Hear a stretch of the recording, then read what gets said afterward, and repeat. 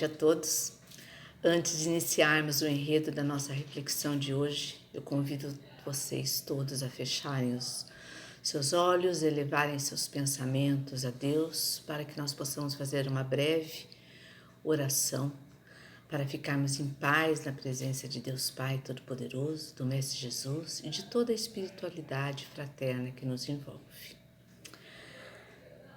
Amigo Jesus, quanta alegria existe em nossos corações quando buscamos a sintonia do bem, para aprendermos mais sobre a vida, sobre a doutrina que nos enviaste.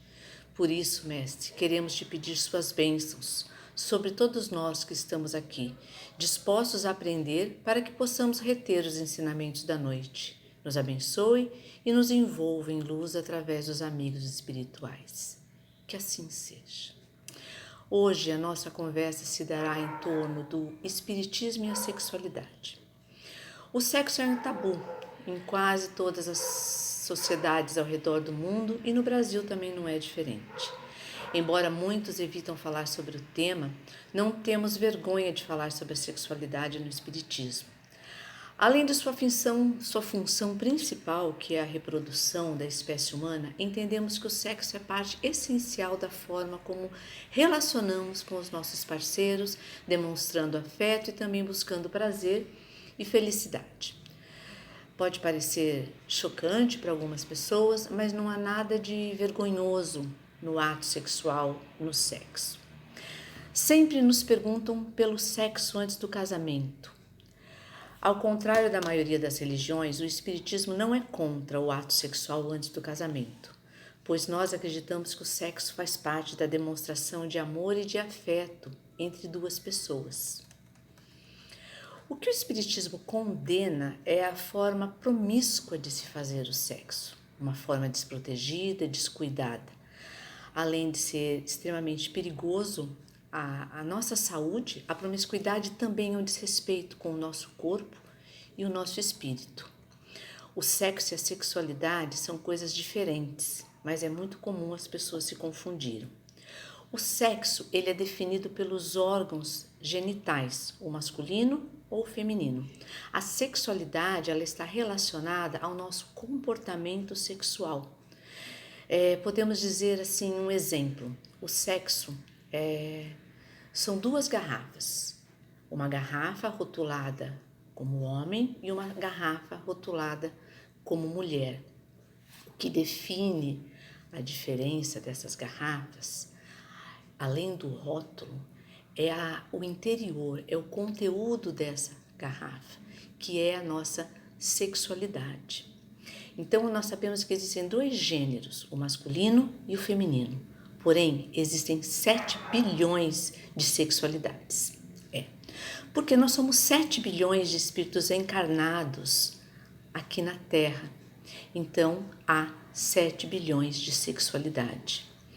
Porque não existe uma sexualidade igual a outra. A sexualidade é individual. A sexualidade tem a sede na sua individualidade, no espírito. E como nós somos diferentes um dos outros, é impossível que a sexualidade se repita. Assim como indivíduos diferentes, que somos todos nós, temos a nossa individualidade também diferente uma das outras. Eu elaborei uma imagem aqui para a gente ilustrar um pouquinho mais sobre a questão da sexualidade. De um lado dessa imagem, nós temos a psicologia feminina. No outro extremo, nós temos a psicologia masculina.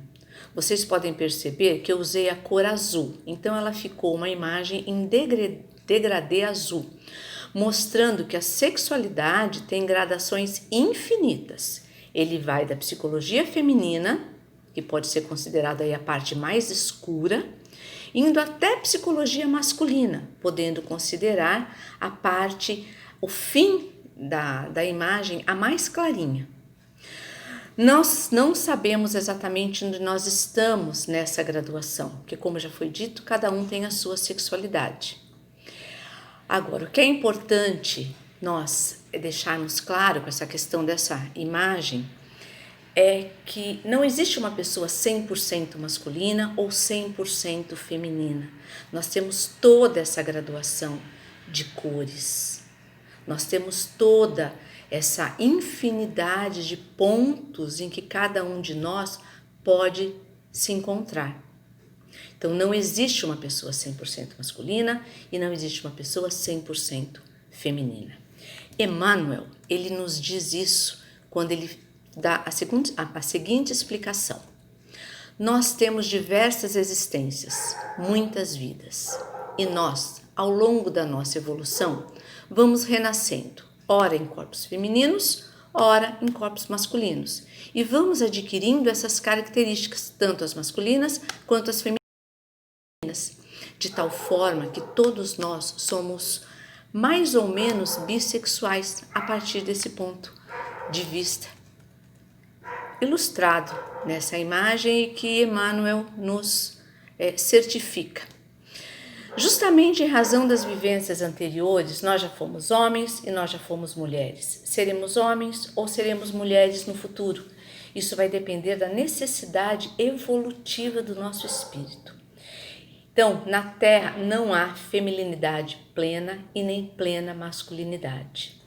Tanto a mulher tem sempre algo de viril, quanto o homem tem algo de feminil, justamente por essas reencarnações que a gente vem tendo por nossas vidas pretéritas e que as experiências como homem ou como mulher, eles vão se fixando no nosso espírito. Então, a cada reencarnação, nós trazemos esses pontos conosco. Quanto ao sexo dos espíritos, o livro dos espíritos nos é explicado que o espírito não tem sexo. O espírito ele não é do gênero masculino ou do gênero feminino. O espírito ele é sim assexuado. O espírito tem sim a sua sexualidade. E essa sexualidade ele traz para essa vida independente do corpo que ele vai tomar. Porque o que define o gênero, porque o que define em qual gênero o espírito vai reencarnar, me desculpe, são as suas necessidades espirituais de evolução, como nós já dissemos anteriormente. Se for para o melhor, se for necessidade do espírito reencarnar como homem, ele irá reencarnar como homem, para aprender as lições que o homem na Terra pode evoluir, aprender, se desenvolver. Assim também como a mulher. Quando ela vem, o espírito vem como mulher, é porque os desígnios da mulher aqui na Terra têm as particularidades dela.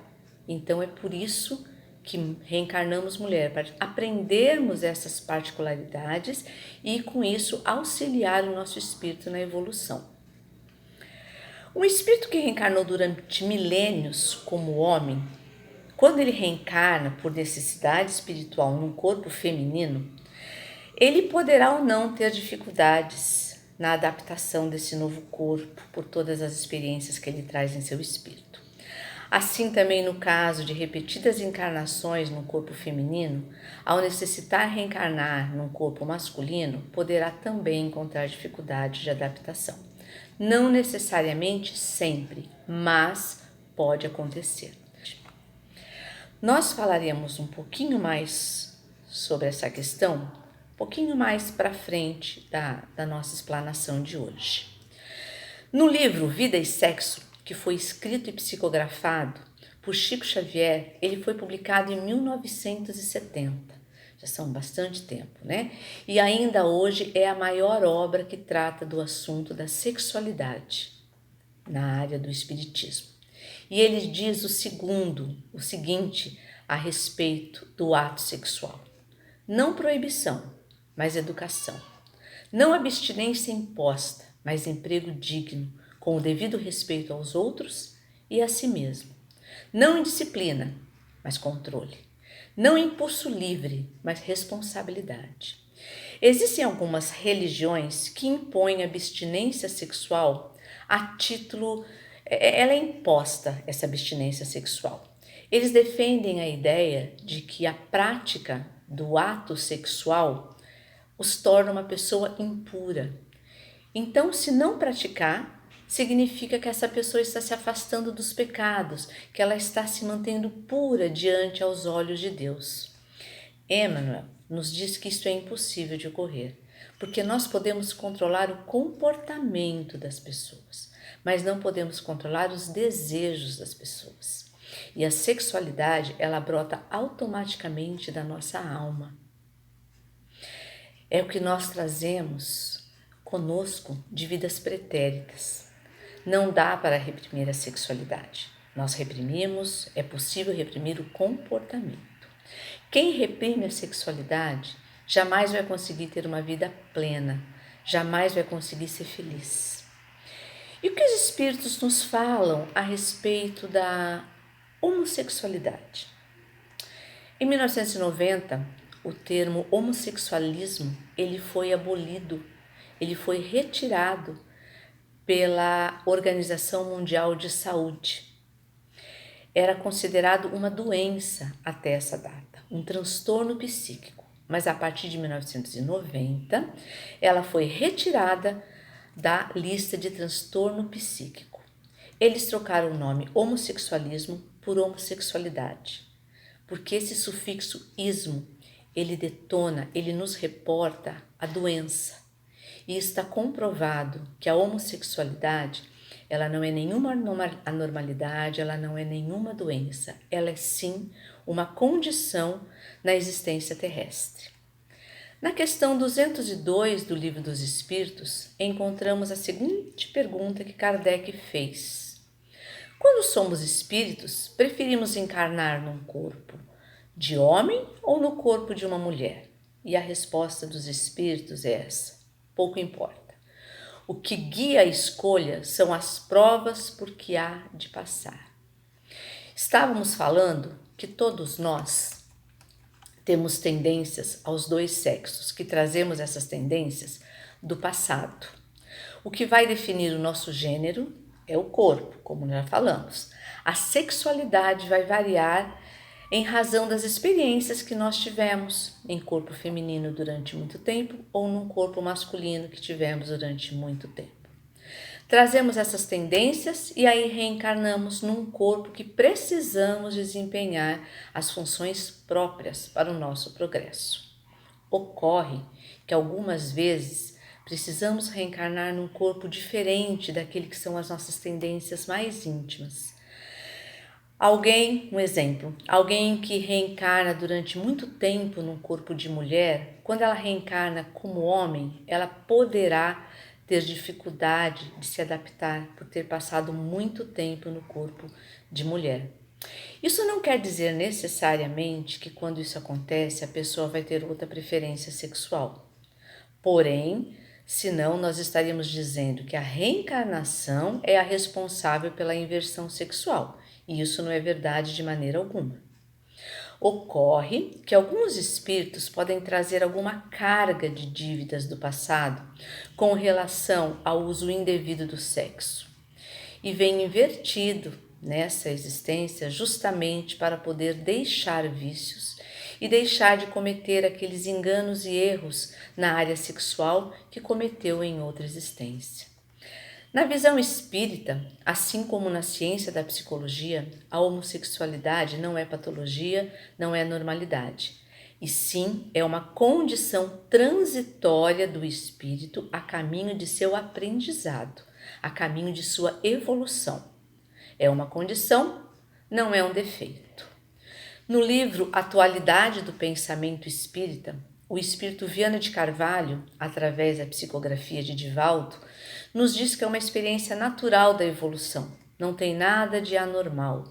Homossexualidade não é opção. Inclusive, a ciência da psicologia, ela já eliminou esse termo opção sexual. Hoje nós usamos o termo orientação sexual.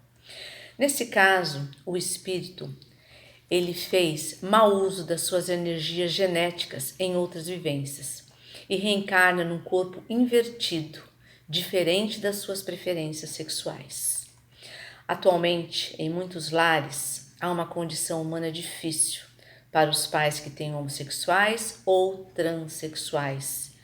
Tem muitas famílias enfrentando essa dificuldade, às vezes por falta de esclarecimento até, né?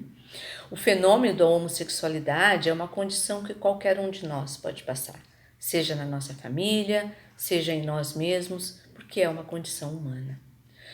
Com relação ao conflito, é muito importante falarmos sobre isso, porque muitas vezes todos nós já sabemos de famílias, de indivíduos que são homossexuais e que vivem infelizes, né? Com depressão, fazendo uso de entorpecentes, muitas vezes levando ao suicídio, se sentindo abandonados por essas famílias. Então, por isso que é muito importante nós divulgarmos, nós estudarmos essas questões para evitar esse tipo de sofrimento a tantas pessoas, a tantas famílias. Nós estamos falando desse conflito interno também da pessoa que se vê homossexual. Às vezes ele é bem resolvido e não é aceito pela família. E às vezes ele mesmo tem essa dificuldade da sua condição, né? E ninguém está sendo castigado e ninguém deve se envergonhar por ser homossexual ou ter alguém na família homossexual. O homossexual, ele já nasce homossexual.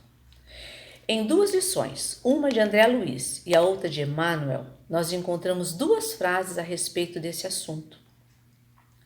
E elas dizem o seguinte: aceita-te como és e aceita a vida em que deves estar na condição em que te vês, a fim de que faça sentir o possível aperfeiçoamento. A outra frase: se você quiser ser feliz, aceita-te como é e faça o bem. Nossos grandes oradores, como Divaldo e vários escritores espíritas encarnados, todos eles são unânimes em apoiar a união gay. Até porque a união gay, o casamento gay, na verdade ela só está normatizando aquilo que já existiu. É como o divórcio. Eu me lembro que na minha adolescência, quando surgiu, como ele foi proposta a lei do divórcio, houve muitos problemas, muitos debates. A Igreja Católica era totalmente contra, outras facções da sociedade também. Só que ela foi aprovada e ela, na verdade, ela só veio oficializar também o que já existia, porque os casais se separavam. Os casais que já não estavam mais vivendo bem, eles viviam viver em casas separadas. Então, a lei do divórcio ela só veio oficializar, documentar algo que já existia. E é a mesma coisa que nós estamos falando em relação à união homoafetiva, né? É simplesmente uma questão judicial, civil. E outro ponto também que nós precisamos destacar é que é sobre a lei natural, a lei de Deus, né? Porque ela vale para todos nós, os heterossexuais, os homossexuais, os transexuais, somos indivíduos, somos cidadãos, somos espíritos. Então todos nós somos aceitos e devemos respeitar a lei de Deus. Então, perante a lei de Deus, algo que é reprovável para os homossexuais também é reprovável para os heterossexuais. Somos todos iguais perante a lei de Deus.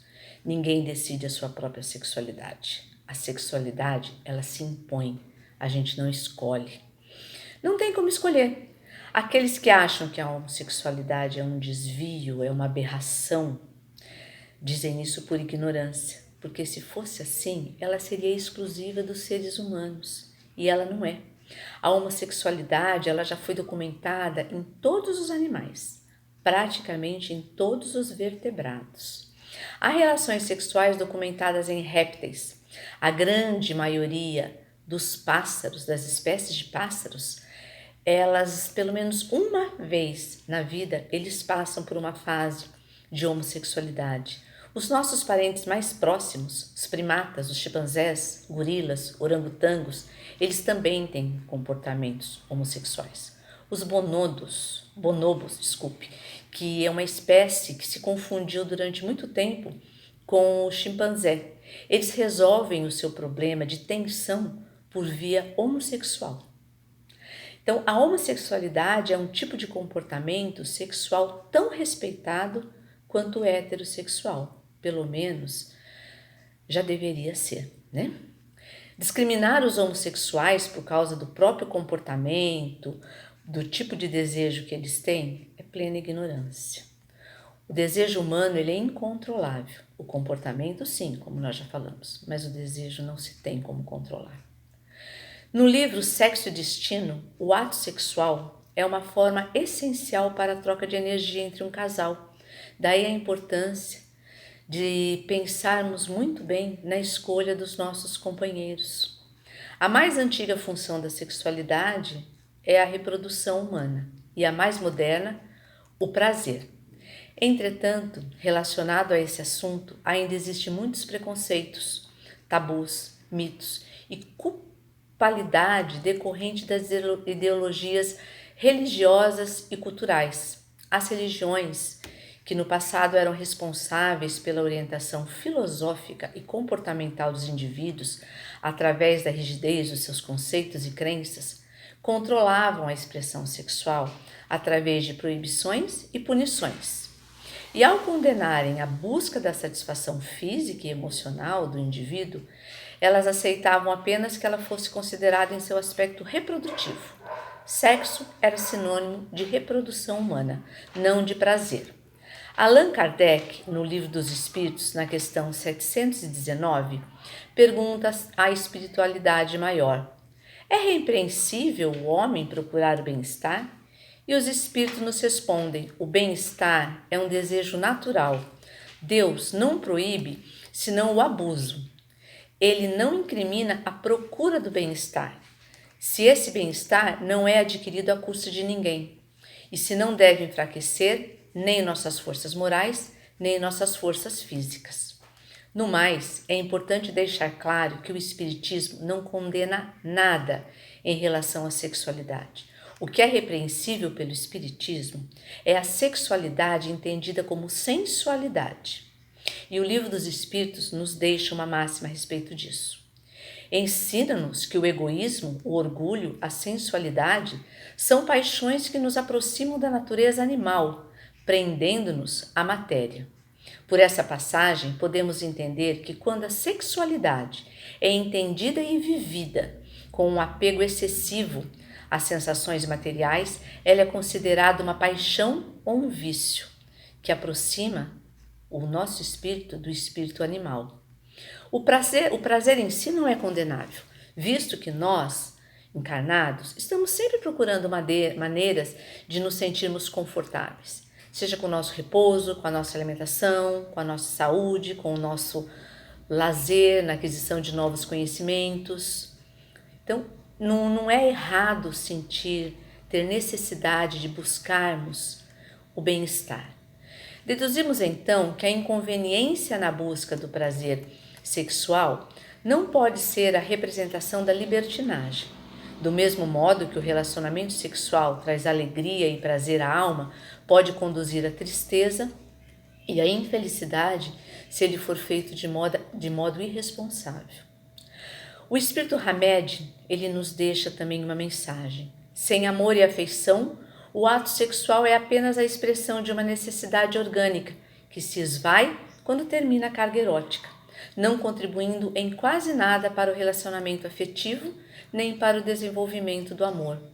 Tratar o relacionamento sexual meramente no corpo instintivo ou mesmo no de sensação, algo intermediário entre o instinto e o sentimento, mas ainda rudimentar, é empobrecê-lo. Empobrecemos o ato sexual quando o tratamos sem respeito, sem responsabilidade. Praticar o ato sexual por instinto ou por sensação de prazer, sem sentimento, é animalizá-lo. Conforme considerações anteriores, podemos afirmar que o Espiritismo não condena ou afasta o ato sexual, apenas educa o ser humano, esclarecendo que tal função é de extrema importância para sua ampliação pessoal, mas sem representar uma dependência exclusiva. A questão, portanto, não está em atitudes de abstinência física como se pensou durante séculos, mas sim o seu saudável direcionamento. Atualmente, nós temos o conceito de sexo responsável como sendo aquele praticado com todas as cautelas quanto a uma gravidez indesejável ou a prevenção de doenças sexualmente transmissíveis. Já na literatura espírita, o ato sexual responsável é o realizado depois de confirmada a presença de genuína afetividade com o real amadurecimento físico e emocional do casal. após razoável período de convivência em que ideias e, sobretudo, os ideais sejam harmoniosos. O grande desafio do espírita é, portanto, compreender e agir no sentido de libertar seu pensamento das sensações materiais, alçando voos mais altos em direção à sua essência, que independe da matéria. Com esse entendimento, sem tabus do sexo como processo divino, iremos fazer de nós certamente espíritos melhores. Outra questão sobre o ato sexual no mundo espiritual. Espíritos fazem sexo? Podemos comparar com o amor na Terra? A questão é a seguinte: na nossa sequência evolutiva, o amor ultrapassa o instinto. Quanto mais elevados nós somos, quanto mais o nosso espírito progrediu, evoluiu, o amor ultrapassa ao instinto e ao fator biológico, caminhando para as regiões superiores. O ato sexual é troca de valores na ordem natural da vida. E esses valores, essas trocas nas esferas elevadas, elas são de ordem divina. Ela é por sentimentos e não pelo ato em si. Agora, já no astral inferior, as almas que ali se encontram, elas ainda são materializadas, elas ainda estão muito próximas do mundo dos encarnados. E os processos sexuais são compatíveis com o da Terra, por vezes até passando pela luxúria com prática que os homens da mesma esfera copiam e transmitem para os sequiosos de animalidade, desse sexo mais animalizado, da luxúria, da promiscuidade aqui nos caminhos terrestres.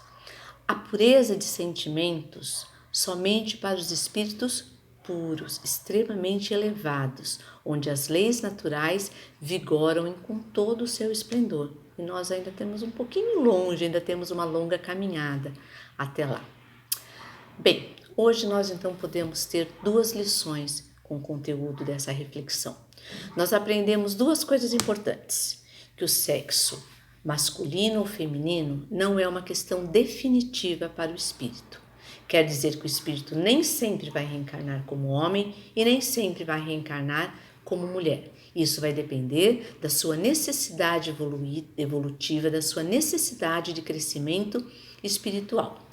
E também vimos que o ato sexual em si, embora ele exista no plano espiritual, quanto mais evoluído o espírito é, mais sublimado, belo, intenso e profundo o ato é. Enquanto que no plano inferior, ele ainda é um sexo animalizado, com base na luxúria e nos instintos inferiores. O ato sexual, segundo os ensinamentos que também nós aprendemos hoje, ele é uma energia criadora natural, nada de se envergonhar. E André Luiz, no livro Missionários da Luz, psicografada por Chico Xavier, ele nos deixa uma frase que é com ela que eu vou encerrar a reflexão da noite. O sexo, na existência humana, pode ser um dos instrumentos de amor, sem que o amor seja o sexo. É com muita alegria e amor no meu coração que eu encerro a palestra, a reflexão de hoje, agradecendo a Deus Pai Todo-Poderoso por ter essa oportunidade de estar aqui, agradecendo a paciência de vocês. Espero que as minhas palavras tenham contribuído para algum aprendizado, para despertar alguma reflexão a respeito do assunto. Tenho a dizer que a literatura espírita tem muito material a respeito disso. E eu acho que é de extrema importância para nós, estudiosos da doutrina, nos aprofundarmos. Desejo que todos tenham uma excelente noite, muita paz em seu coração, que a espiritualidade amiga esteja aí no lar de cada um de vocês, os envolvendo e os protegendo. Que assim seja. Gratidão.